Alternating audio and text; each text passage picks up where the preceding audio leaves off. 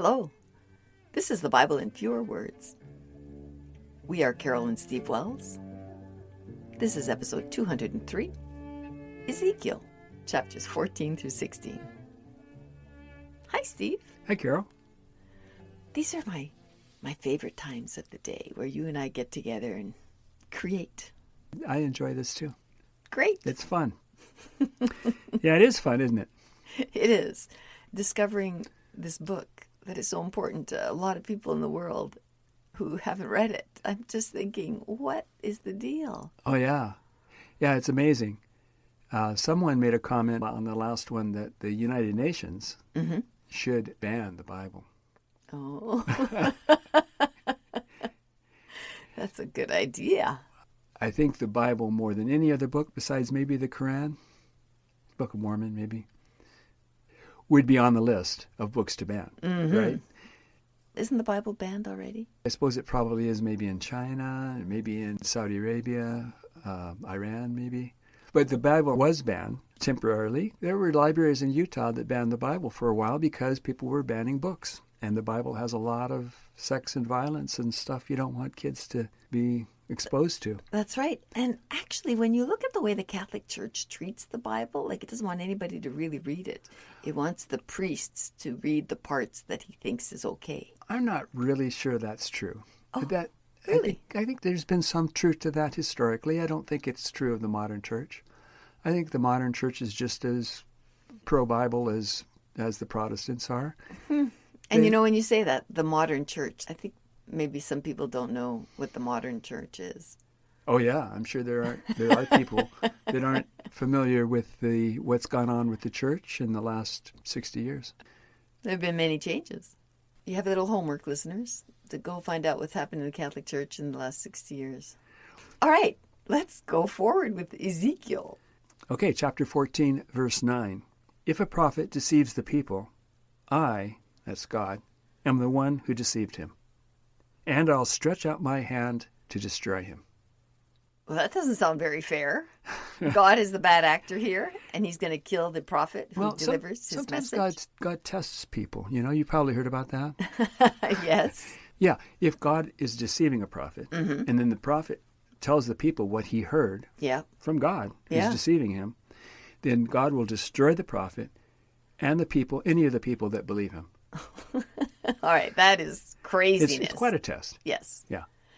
And this isn't the first time we've seen this. Remember back in 1 Kings, there was a tale of two prophets. Remember there was one prophet that listened to another prophet, and then God sent a lion to kill him? Oh, yes, I do. Yeah, 1 Kings chapter 13, our episode 137. Wow, that is impressive. Well, no, I looked it up. Verse 12. The word of God came to me again, saying, Son of man, when the people sin, I'll send a famine to starve to death humans and beasts. Even if Noah, Daniel, and Job were here, I wouldn't save anyone but them. We should comment a little bit about the three that he would save. Interesting trio there. Yes, it is. Noah, you can kind of understand. He really liked Noah. He was just and perfect, and he was the only one he was a preacher of righteousness. He kind of misbehaved a little bit after the boat landed. Yeah, got drunk and cursed his grandson and stuff. But okay. And Job was also a perfect man according to God, and he ended up testing him, and he survived that test by not cursing God. But he was pretty mad at God there for a long time. The puzzling one is Daniel. What the heck is that about? Who is Daniel? No one knows. Okay. And it's clearly not the Daniel that is most familiar to people. The Daniel that supposedly wrote the book of Daniel.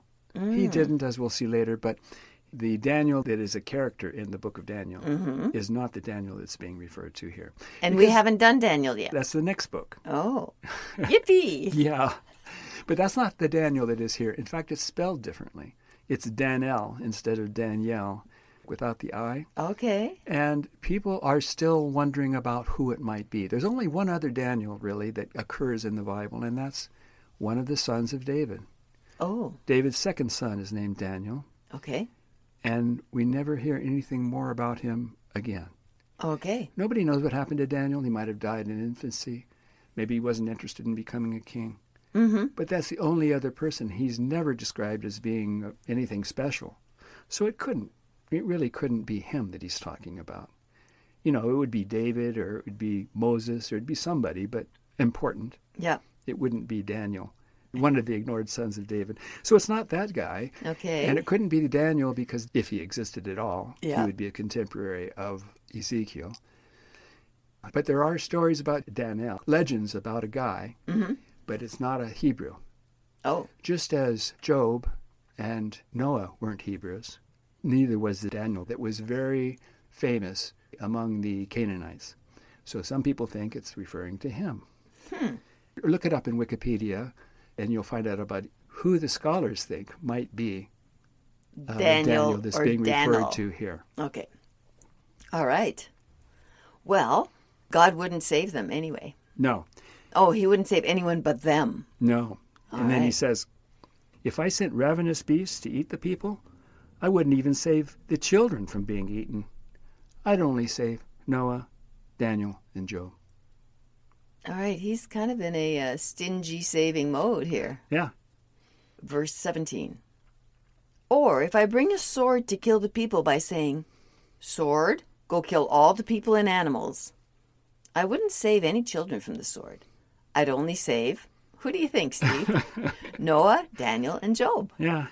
Or if I bring a pestilence to kill all the people and pour out my fury with blood to kill all the animals and people, I wouldn't save any children from the pestilence. I'd only save Noah, Daniel, and Job. All right. That's a weird God. A cruel God, I think. Verse 21. It will be even worse for Jerusalem. The sword, famine, beasts, and pestilence will kill people and animals. But I'll keep a few alive to comfort you. I guess he's talking to Ezekiel. Uh-huh. Chapter 15. The word of God came to me and said, Son of man, what use is the wood from a grapevine? It's only good for firewood, and it's useless after it's burned. yeah, that's kind of the way firewood is. I guess there's ash there. Jerusalem is like that. I'll burn its inhabitants like they were wood from a grapevine. Then they'll know that I am God. Yeah. Okay, chapter 16. The word of God came to me and said, Son of man, tell Jerusalem about her abominations by saying, Your father was an Amorite, and your mother was a Hittite. When you were born, your umbilical cord wasn't cut, and you weren't washed, salted, or clothed. All right, I didn't know we salted babies when they were born. Yeah, but it would kind of make sense. If you cut their umbilical cord and put salt on it to avoid infections. On the day you were born, you were hated so much that you were cast out into an open field. Who's he talking to? Oh, this is Jerusalem. Oh, you're right. Okay. Yeah. So I it's a guess you story could about put- Jerusalem. I think it's a metaphor. Mm-hmm. Yeah. So God goes on to say, I happened to be passing by at the time and saw you lying there, polluted in your own blood, and I said to you, live. Really? Yeah. That's a surprise. God is acting out of the ordinary. He's in a God. good mood. Yeah. Yeah. Verse 7. But now you're looking good, and you have excellent ornaments. You have nice breasts and hair, but you are bare naked. When I passed by you, you were ready for love. So I spread my skirt over you and covered your nakedness and made you mine. All right, this is God, the Lord. Yeah, God's spreading his skirt over Jerusalem, who's this attractive woman, young woman. Nice breasts and Very, hair. very young woman, I guess. And it's the same expression that was used, remember that? The book of Ruth. Oh, Remember, Ruth said to Boaz, who she was really seducing, right? Said, spread your skirt over your handmaid. What she's saying is have sex with me. And so that's what's happening here is have sex with that guy because he's a relative. and he's rich. He'll marry you and, he'll take Okay. care of us. Okay, so spreading a skirt over is having sex with. Yeah. Okay. And so now God is saying here, I'm going to have sex with you, Jerusalem. Yeah. Mm-hmm. Yeah, he's covering her nakedness and he's marrying her right here. Yeah. I'm making you mine. That's as close to marriage as you get in the Bible, right? Yeah, making you mine. Making you mine, spreading your skirt, going in the tent, whatever. Yeah. Mm-hmm. I washed off the blood with water and anointed you with oil. Oh, so this is the evidence of the... I don't know about that, but probably, yeah. I gave you nice clothing, shoes, ornaments, and bracelets. I put a jewel on your forehead, earrings in your ear, and a crown on your head. You are decked with silver and gold, covered with fine linen and silk, and ate flour, honey, and oil. And you were exceedingly beautiful. Okay, Steve, we have to hang on here a minute. Who thought this was a good idea to put this in the Bible? Oh, who knows? I mean, I guess Ezekiel or whoever is writing this. I don't know if there was a actual person named Ezekiel that was writing it, but... Okay, so like these last few verses about giving you all these ornaments to put on your body. Right. Okay, that seems all right. But that God would be having sex with Jerusalem. Yeah. Well, I guess that he had to do that so that then I guess the Hebrew people are kind of his children. Uh-huh. And so... And Jerusalem is his wife. The mother, sort of, or literally. Because he is the father. He's the father. He's their father. And he's the father of Jerusalem, so he's having sex with his daughter, pretty much. You know, I don't think you want to carry this metaphor too far. Okay. But it's pretty creepy, right? I mean, the main thing is Jerusalem is being represented as a beautiful, sexy baby, woman. and then she grows up to be a young woman, and then God, she's very attractive, and he's taking care of her, and apparently he's attracted to her, and he has sex with her, and so that's where we are now. Kind of a sugar daddy. Yeah, sure. Verse 15, but you played the harlot and had sex with everyone who passed by. Oh, yeah. So the angry. happy marriage didn't last too long. No. One verse, I guess.